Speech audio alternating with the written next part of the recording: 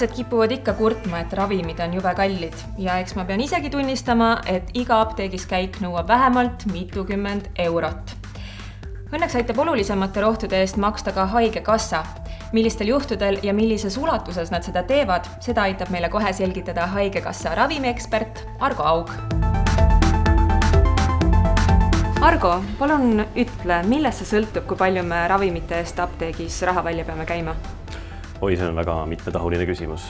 Kõik algab ikkagi sellest, et kui palju tootja ravimi eest küsib.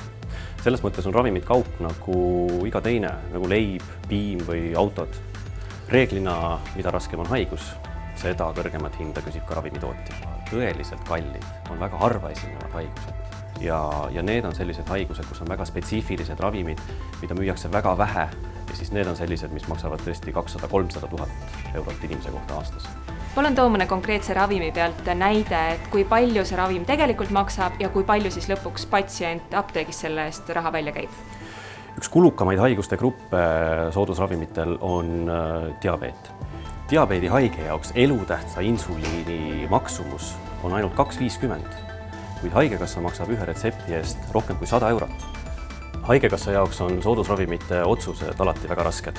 Me teame, et igasugune positiivne otsus tähendab kellegi jaoks puudujääki.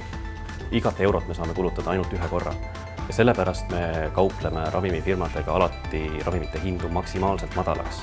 Mitte selleks, et raha kokku hoida, vaid selleks, et me saaks sama raha eest võimalikult palju. Inimeste elud sõltuvad sellest.